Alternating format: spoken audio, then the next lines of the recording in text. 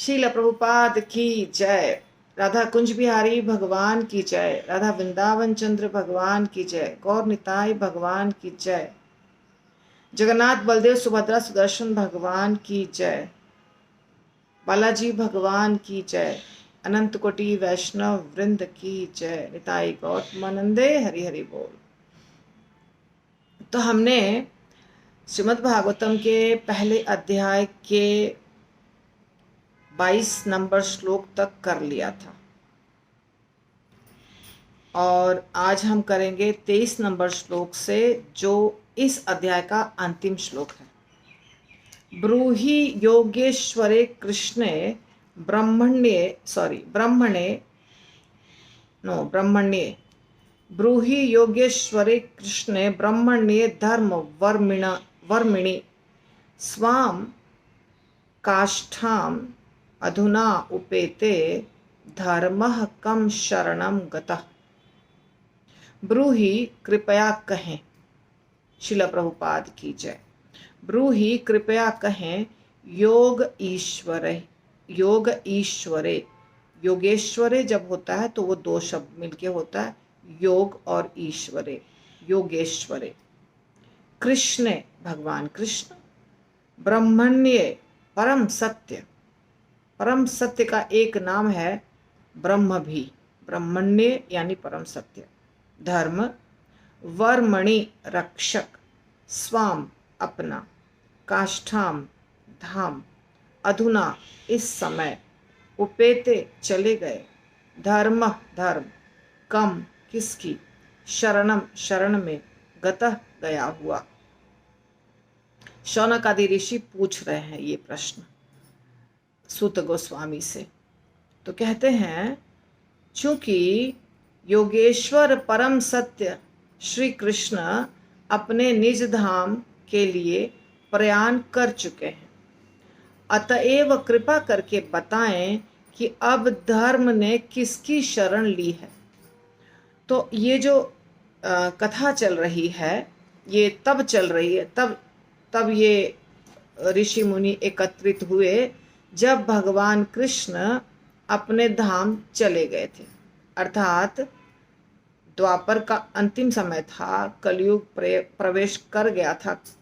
उस समय भगवान के सामने थोड़ा था, और जैसे भगवान प्रवेश गए धाम, कलयुग प्रवेश कर गया, जो हम बाद में देखेंगे। युधिष्ठिर महाराज कलयुग को सजा देने के लिए उठाए थे तलवार।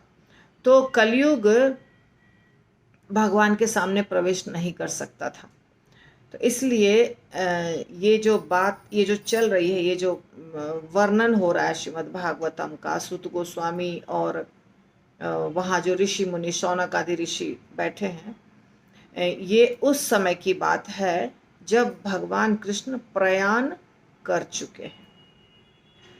तो भगवान कृष्ण को एक शब्द से बताया गया है, योगेश्वर, योग और ईश्वर, जो समस्त योगों के ईश्वर हैं। ईश्वर शब्द का अर्थ होता है कंट्रोलर। अगर इंग्लिश में जानेंगे तो कंट्रोलर, जो सब कुछ कंट्रोल कर सकता है, उसको ईश्वर कहते हैं। तो जो ईश्वर होते हैं छोटे छोटे, अर्थात छोटे छोटे डिपार्टमेंट के हेड होते हैं। जैसे एक हवा जो है, वायु, उनका ईश्वर हो सकता है, जिनको हम पवन देवता कहते हैं। एक पानी के ईश्वर हो सकते हैं, जिनको हम वरुण देवता कहते हैं। एक पृथ्वी माता है। ऐसे अलग अलग डिपार्टमेंट के हेड हैं, डिपार्टमेंटल हेड हैं बहुत सारे। तो सबको हम ईश्वर कहते हैं, परंतु परम ईश्वर कौन है? जो सारे ईश्वरों के ईश्वर हैं। इसी प्रकार योगेश्वर कौन है? जो समस्त योग शक्तियों के स्वामी है। इसलिए भगवान का एक नाम है योगेश्वर, और एक नाम है ब्रह्मण्य। यहाँ बताया गया ब्रह्मण्य। हम बोलते हैं श्लोका, नमो ब्रह्मण्य देवाय, है ना, भगवान कृष्ण को ही बोलते हैं। तो ब्रह्मण्य यानी परम सत्य, योगेश्वरे, कृष्णे, ब्रह्मण्ये, ये तीनों भगवान के लिए आया है। और उसके आगे धर्म वर्मणि, ये भी भगवान कृष्ण के लिए आया है। धर्म वर्मणि यानी धर्म के रक्षक। वर्मणि शब्द का अर्थ है रक्षक, वर्मणि। तो धर्म के रक्षक कौन है? भगवान कृष्ण है। कहते हैं ना, परित्राणाय साधूनां विनाशाय च दुष्कृतां धर्म संस्थापनार्थाय संभवामि युगे युगे। धर्म की स्थापना करने के लिए मैं जब जरूरत होती है तब आता हूँ अलग अलग युगों में। तो धर्म की रक्षा करने के लिए भगवान आते हैं, धर्म के रक्षक हैं भगवान। तो ये भी डिफाइन करता है, बताता है भगवान कृष्ण को ही। तो धर्म वर्मणि, ब्रह्मण्ये, कृष्णे, योगेश्वरे, ये सब भगवान को बता रहा है, सारे सारे शब्द। और फिर आगे कहते हैं वो अपने धाम चले गए। जो धर्म के रक्षक थे वो तो अपने धाम चले गए। तो अब धर्म किसके शरण में है? धर्म जो है वो एक व्यक्ति है। वास्तव में धर्म क्या है? एक व्यक्ति है। हर चीज भगवत धाम में एक पुरुष होता है, तो धर्म भी एक पुरुष है। अभी धर्म किसके शरण में है? भगवान कृष्ण तो चले गए इस दुनिया को से लीला को समाप्त करके। स्वाम काष्ठाम, अपने धाम, काष्ठाम यानी धाम। तो ये श्लोक जो है ये भी पूछा है, शौनक आदि ऋषियों ने पूछा है कि धर्म ने किसकी शरण ली है, ये आप हम लोगों को बताइए। उस दिन कल नटराज गौरांग प्रभु पूछ रहे थे कि कितने क्वेश्चन पूछे हैं। ये भी एक क्वेश्चन ही है, हमने मार्क नहीं किया था। तो अब दूसरा अध्याय शुरू होगा, दूसरा अध्याय अब शुरू होगा, ठीक है। दूसरे अध्याय का नाम है दिव्यता तथा दिव्य सेवा। यहां पर अब व्यासदेव जी बोल रहे हैं। आप समझिए बात को। व्यासदेव जी लेखक हैं, वो लिख रहे हैं श्रीमद् भागवतम को। पर वो क्या लिख रहे हैं? वो लिख रहे हैं कुछ घटनाओं को जो घटित हुई है, जिसमें एक घटना हुई ये कि नैमिषारण्य में 1000 वर्षों तक यज्ञ करने के उद्देश्य से बहुत सारे ऋषि मुनि एकत्रित हुए। उन ऋषि मुनियों में सूत गोस्वामी सबसे ज़्यादा होशियार, अच्छे, सारे गुणों से संपन्न प्रवक्ता थे। और जो बहुत सारे ऋषि मुनि एकत्रित हुए थे, उनके अगुआ या पूछने वाले प्रश्न शौनक मुनि थे। तो इसलिए शौनक मुनि ने प्रश्न पूछा। सब ने मिल करके सूत गोस्वामी को व्यास आसन पर बैठाया प्रवचन देने के लिए। ये जो घटना घटी, इस घटना का वर्णन व्यासदेव जी ने अपने पुस्तक में लिखा, जो पहला अध्याय था। आप समझिए श्रीमद् भागवतम को, श्रीमद् भागवतम क्या है। अब फिर व्यासदेव जी अपनी तरफ से बोल रहे हैं। व्यास उवाच इति संप्रश्न संहृष्टः विप्राणाम रोमहर्षणि प्रतिपूज्य वचः तेषां प्रवक्तुम उपचक्रमे। तो रोमहर्षण अभी नाम आया है, एक रोमहर्षण, इसके बारे में हम धीरे धीरे देखेंगे। तो व्यास उवाच, उवाच यानी बोलना। व्यासदेव जी बोल रहे हैं। अभी क्या बोल रहे हैं? इति, इस प्रकार, संप्रश्न, पूर्ण जिज्ञासा, संहृष्ट, पूर्णतया संतुष्ट, विप्राणाम, वहां के मुनियों का, रोमहर्षणी, रोमहर्षणी यानी रोमहर्षण का पुत्र उग्र श्रवा। सूत जो होती है वो एक जाति होती है, ठीक है। तो सूत जाति के एक व्यक्ति थे जिनका नाम था रोमहर्षण, और वो रोमहर्षण की बात बाद में आएगी कि कैसे क्या हुआ। ये रोमहर्षण, यहाँ जो सूत उवाचो बताया जा रहा है, ये भी सूत हुए और वो भी सूत हुए, क्योंकि सूत तो एक जाति है, सूत उवाच। पर अभी जो सूत गोस्वामी बैठे हैं प्रवचन देने के लिए, ये सूत गोस्वामी का नाम है उग्रश्रवा।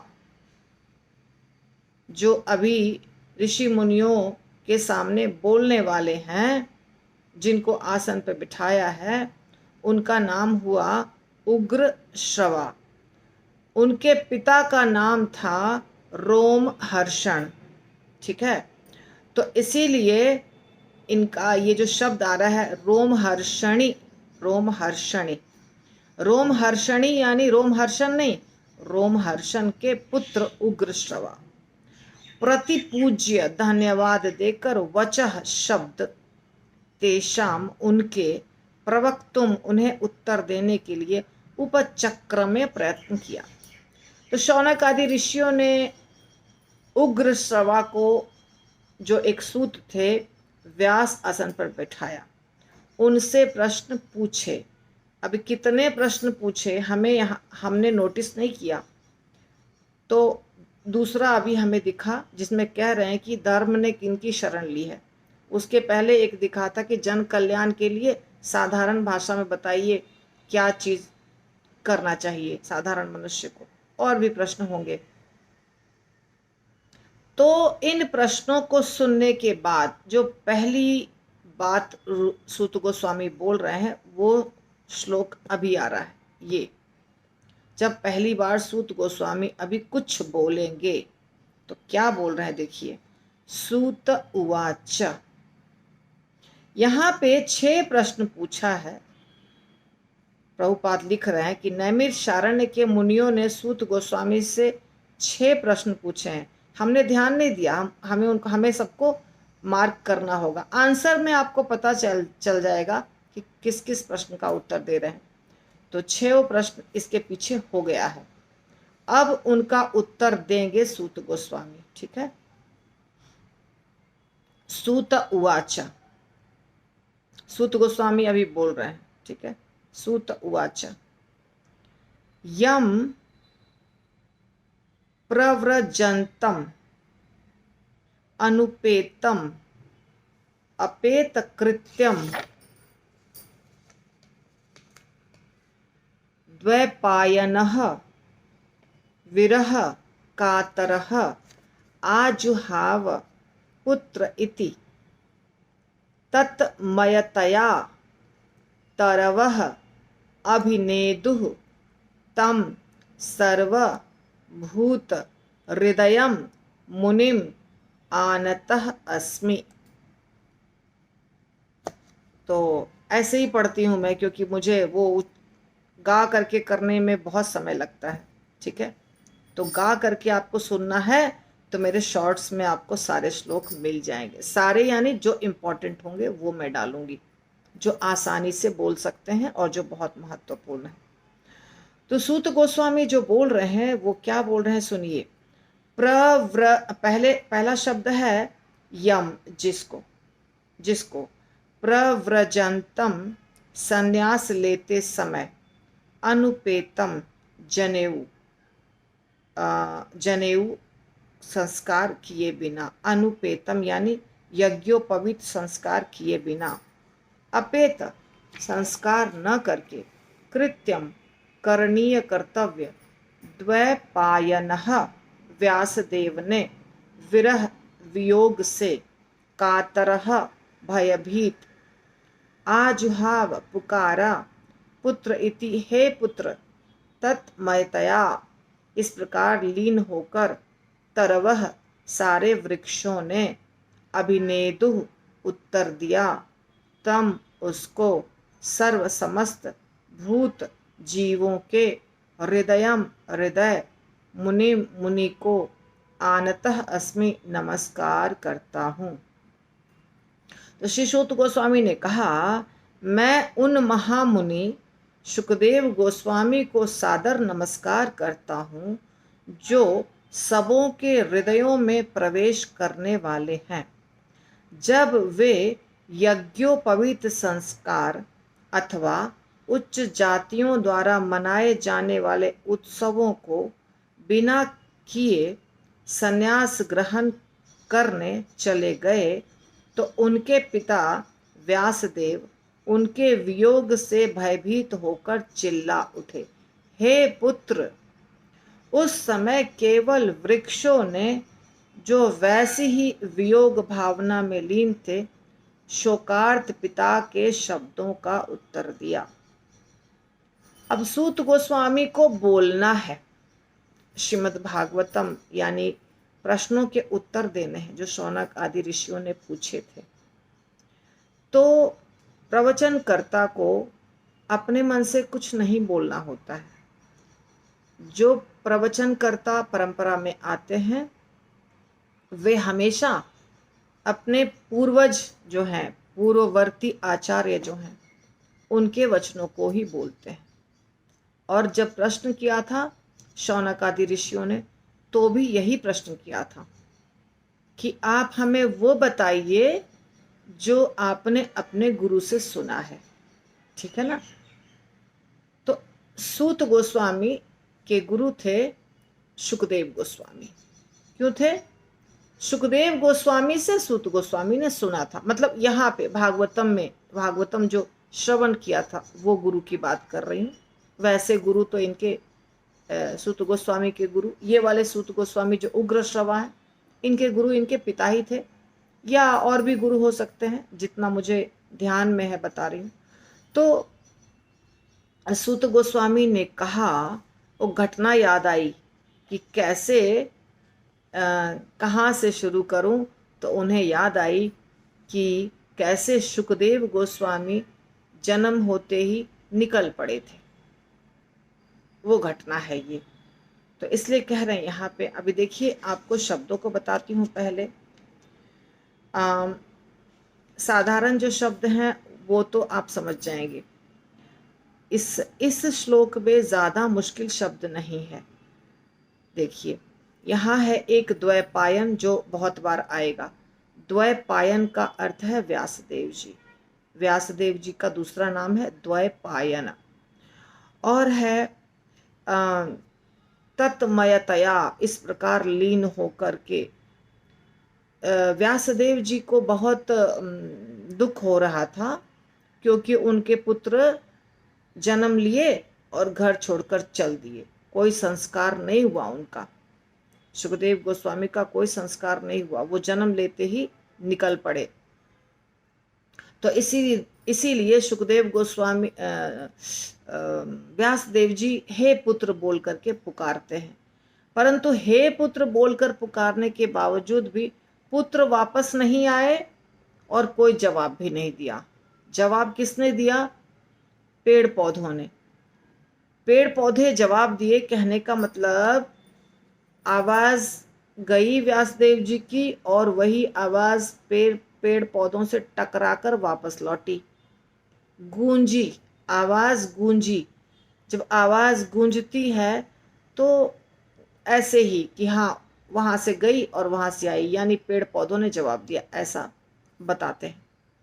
सुखदेव गोस्वामी अपने पिता के शब्द को सुनकर के पलट के देखे भी नहीं, क्योंकि वो क्या थे? पूर्णतया मुक्त थे, मुक्त जीव थे। उनको बंधन थोड़ा भी नहीं था घर परिवार का। तो इसीलिए अब सूत गोस्वामी बताना शुरू कर रहे हैं कि क्या घटना घटी थी। तो कह रहे हैं, मैं उन सुखदेव गोस्वामी को नमस्कार करता हूँ, क्योंकि सुखदेव गोस्वामी के मुख से उन्होंने भागवतम सुना था। जब परीक्षित महाराज को भागवतम सुना रहे थे सुखदेव गोस्वामी, तो सूत गोस्वामी वहां बैठकर सुन रहे थे। तो कहते हैं कि मैं उन महामुनि सुखदेव गोस्वामी को नमस्कार करता हूँ जो सबों के हृदय में प्रवेश करने वाले हैं। सबों के हृदय में प्रवेश करने का अर्थ ये होता है, वो इतना अच्छा बोलते हैं भगवान के बारे में कि व्यक्ति मुग्ध हो जाएगा। तो वो जब जन्म उनका हुआ व्यासदेव जी के घर में, तो वो क्या किए, उनका कोई संस्कार नहीं हुआ। बिना संस्कार के यज्ञोपवीत कहते हैं जो जनेऊ पहनते हैं ब्राह्मण और क्षत्रिय, ये दो जातियों में जनेऊ संस्कार होता है। तो यज्ञोपवीत संस्कार नहीं मनाया गया जो उच्च जातियों में मनाया जाता है, वो उत्सव नहीं हुआ। और व्यासदेव जी को अपने पुत्र की बहुत चिंता थी, वो पुत्र के विरह में व्याकुल हो रहे थे, इसीलिए और डर भी रहे थे कि पुत्र चला गया तो चला गया, अब वापस नहीं आएगा। भयभीत थे कि पुत्र तो हम पलट के देखा नहीं, जन्म होते ही निकल गया। तो चिल्ला उठे, हे पुत्र, परंतु फिर भी पुत्र वापस लौटकर नहीं आया। ये हो गया इस श्लोक का अर्थ जो हमने अभी किया। फिर आगे बोलते हैं, सेम सूत गोस्वामी बोलते हैं आगे, यह स्व अनुभावम अखिल श्रुति सारम एकम आध्यात्म दीपम अतिथि तीर्षताम तम अंधम संसारिणां करुणया आह पुराण गुह्यम तम व्यास सूनुम उपयामि गुरुम मुनि नाम। शब्दार्थ, यह जो स्व अनुभावम आत्म अनुभवी अखिल समस्त, अखिल शब्द बहुत जगह आता है, अखिल यानी समस्त, श्रुति वेदों का, श्रुति का अर्थ भी होता है वेद, सारम सार हमने आपको बताया था, एसेंस निष्कर्ष सार, एकम एकमात्र, अध्यात्म दिव्य, दीपम दीपक, अतिथि तीर्षताम पार जाने की इच्छा से, तमह अंधम गहन अंधकार में संसार, तमह अंधम गहन अंधकार में संसार, संसारिणाम भौतिकतावादी पुरुषों का जो संसार में रमे हुए हैं, संसारिणाम करुणया अहेतु की कृपा से, आह कहा, पुराण वेदों के पूरक ग्रंथ, पुराण अलग होता है और वेद अलग होता है। तो वेदों में जो चीज़ें होती है वो थोड़ी मुश्किल होती है, उसको समझना कठिन होता है क्योंकि सिर्फ सिद्धांत रहते हैं, पर पुराण में कथाएं रहती हैं। तो इसीलिए कहा जाता है पुराण जो है वेदों के पूरक ग्रंथ हैं, यानी वेदों से चीज़ें समझ में नहीं आएंगी पर पुराण से वही चीज़ समझ में आ जाएगी।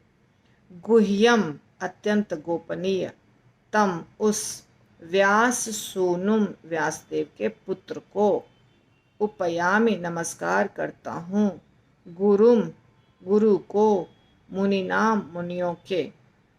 तो देखिए क्या क्या इसमें बहुत मुश्किल है, क्या क्या बहुत आसान है।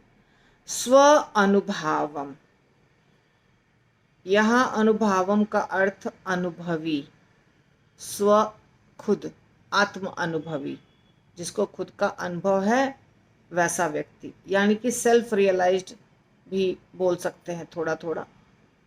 स्व अनुभावम अखिल समस्त, श्रुति वेद, सारम सार, एकम एकमात्र, अध्यात्म आप जानते हैं, अध्यात्म यानी दिव्य, दीपम यानी दीपक, तो ये भी मुश्किल नहीं है, अतिथि तीर्षताम पार जाने की इच्छा से, तमह अंधम यानी बहुत घोर, तमह शब्द का अर्थ होता है अंधेरा, तम से तमोगुण आता है, तम यानी तम से तमोगुण, जहाँ पे अंधेरा हो, अज्ञानता हो, बहुत आलस हो, नीचे गिरने वाला जो भी सारा लक्षण है वो वहाँ हो, उसको कहते हैं तम। ओम अज्ञान तिमिर अंधस्य, हाँ तो यहाँ पर भी तिमिर अंधस्य आया है ना, अज्ञानता, अज्ञान तिमिर अंधस्य, अज्ञानता के कारण व्यक्ति अंधा हो जाता है। तो अज्ञानता, अंधकार, तम, ये सब एक है। तो तमह अंधम, तमह अंधम यानी पूरा अंधकार, गहन अंधकार में संसार। ये जो संसार है इसमें केवल अज्ञानता और अंधकार है। ये भौतिक दुनिया में कुछ अच्छा नहीं है, ये बता रहे हैं। और इसमें जो डूबे हुए लोग हैं, जो इस अंधकार में डूबे हुए लोग हैं, उसको कहा जा रहा है संसारिणाम।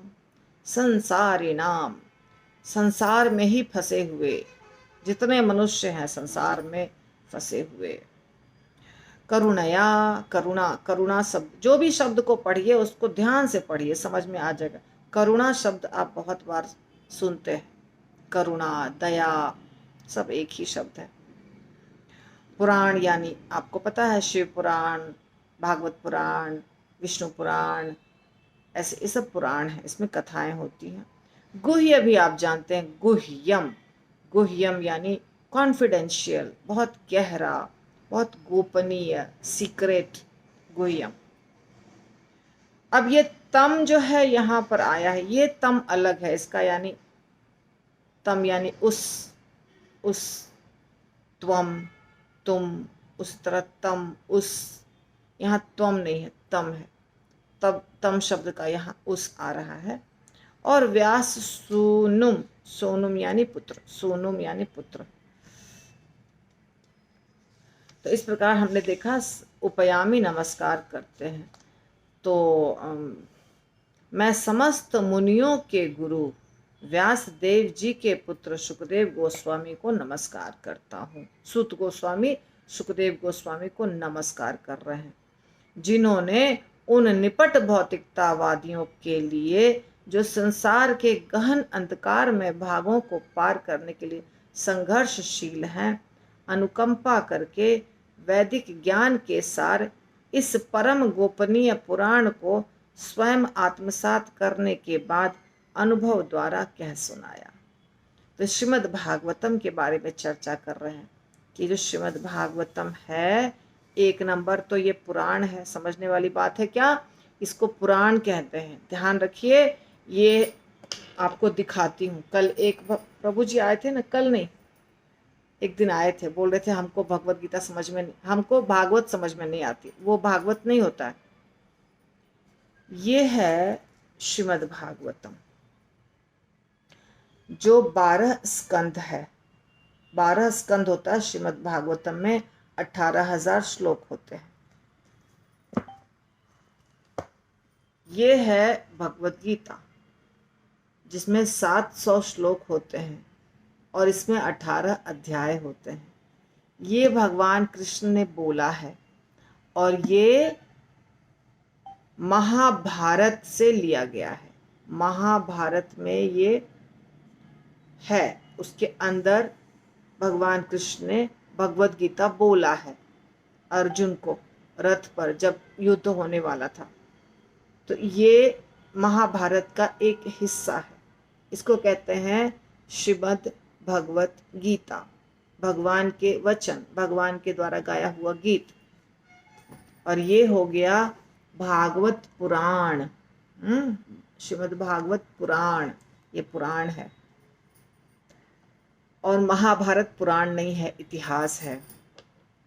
तो महाभारत से लिया गया है भगवत गीता, और भागवतम एक स्वतंत्र पुराण है जो भक्तिमय है, जिसके अंदर भक्ति है।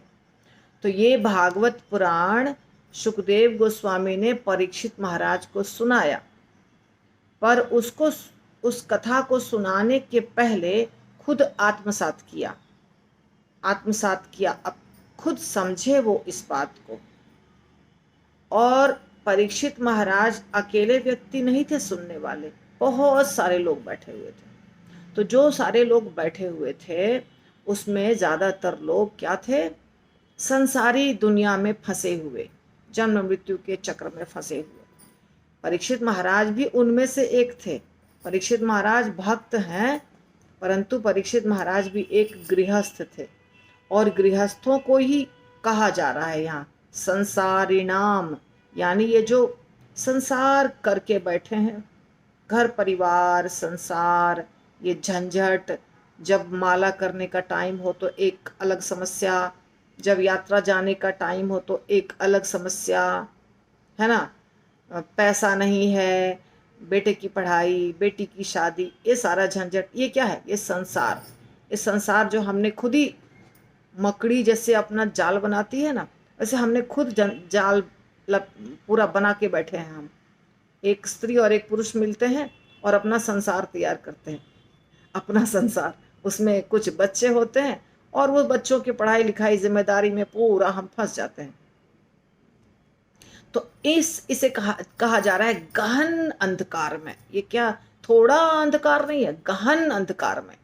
जैसे जंगल होता है ना, जंगल जो, अभी तो हम तो जंगल नहीं देखते, हम तो सिंपल गार्डन देखते हैं। जो जंगल है, असली जंगल जो पहले के ज़माने में होता था, अभी कहीं कहीं अफ्रीका वगैरह में है थोड़ा बहुत। पहले सतयुग में, त्रेता में बहुत भयानक जंगल हुआ करता था, क्योंकि उस समय इतना ये नहीं था जैसे अभी सिटी वगैरह बने हुए हैं, वैसा नहीं था बना हुआ, ज़्यादा जंगल ही था। तो वो जो जंगल होता है ना, वहाँ पे धरती तक सूरज की रोशनी नहीं पहुँचती है। इतने बड़े बड़े विशाल वृक्ष होते हैं, एक वृक्ष नहीं, लगातार वृक्षों का समूह रहता है। इतने वृक्ष के चल नहीं सकते हैं, रास्ता नहीं दिखता है, तो आदमी को पता ही नहीं चलेगा दिन है कि रात। इतना गहरा अंधकार होता है उन जंगलों में। तो ऐसा जंगल में हम फंसे। तुलना कर रहे हैं ना, संसार बोलते हैं, संसार दावा नल लीढ़ा लोका। कहीं संसार की तुलना दावा नल से की जा रही है। दावा नल यानी एक तो जंगल, उसमें भी आग लगी हुई है। तो जंगल में पहले से अंधेरा है और आग भी लगी हुई है, कैसे निकलें, कैसे बचें, फंस गए हैं बिल्कुल बुरी तरह से। तो यहाँ कह रहे हैं कि संसार के गहन अंधकार में भागों को पार करने के लिए जो संघर्षशील है। हमें लगता है लाइट है सब जगह, कहाँ अंधेरा है, एकदम बेकार का लेक्चर में बोलते रहते हैं सबकी। गहन अंधकार में प्रकाश तो है, बहुत अच्छी लाइट है, घर में तो 25-50 लाइट लगा के बैठे हुए हैं हम लोग। दिमाग में अंधकार है, हम गहन अंधकार में जी रहे हैं। यहाँ पे अंधकार है, यहाँ बुद्धि में अंधकार है, दिमाग में अंधकार है, मन में अंधकार है। निकलने का प्रयास कर ही नहीं रहे हैं, समझ में ही नहीं आ रहा है कि हम गहन अंधकार में जी रहे हैं। जिस चीज से कष्ट हो रहा है उसी को अपना के बैठे हुए हैं, एकदम हृदय से प्रिय लग रहा है। माया सब बहुत अच्छी प्रिय लग रही है। यही है अंधकार, यही है मूर्खता, यही है अज्ञानता, यही है मूढ़ा। तो इससे कुछ लोग निकलने का प्रयास करते हैं। जैसे परीक्षित महाराज को सांप काटने वाला था, तो परीक्षित महाराज सब कुछ पटक दिए, अपना वस्त्र, अपना मुकुट, अपना हर रिश्ता नाता सब छोड़ दिए और निकल गए कि हमको अब 7 दिन खोज करना है कि मृत्यु किसी की आने वाली हो तो उसको क्या करना चाहिए। तब सुखदेव गोस्वामी ने कथा सुनाई। तो परीक्षित महाराज एक सैंपल बोलते हैं, एग्जाम्पल या एक दिखाने के लिए थे, पर उनके जैसे हजारों लाखों हैं जो पीछे बैठे हुए हैं, सुन रहे हैं कथा। और हम लोग तो थे ही आने वाले, सबके लिए श्रीमद् भागवतम सुनाया सुखदेव गोस्वामी ने, कृपा करके। करुणा उनके हृदय में दया थी हमारे लिए, इसलिए सुनाया।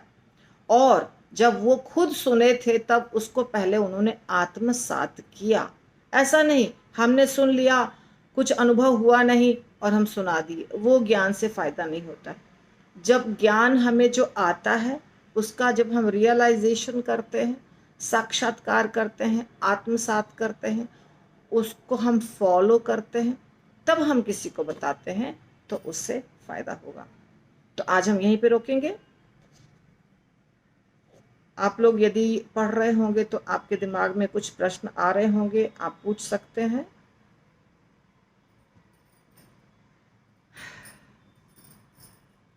ठीक है, तो कैसा लग रहा है आप लोग को, और प्रश्न अगर है तो बोलिए। हरे कृष्ण माता जी, दंडवत प्रणाम। दंडवत। माता जी भगवत गीता पढ़ा रहे हो, मुझे मालूम नहीं आपने हाँ नहीं में वोटिंग के लिए बोला था तो हम ढूंढे, उसमें कोई वोटिंग का वो दिया नहीं था, इसलिए हम दिए नहीं। नहीं नहीं, भगवत गीता वोटिंग वाले में नहीं था। जो मैसेज जा रहा है उसमें साफ साफ लिखा हुआ है कि 11 बजे से भगवत गीता होगा श्लोका और 11:30 से भागवतम। हाँ हाँ। तो आपने उसको पढ़ा नहीं होगा, कोई बात नहीं, 3 ही दिन छूटा है आपका। चलेगा चलेगा, करेंगे, मुझे भी करना है माता जी। आ जाइएगा 11 बजे से।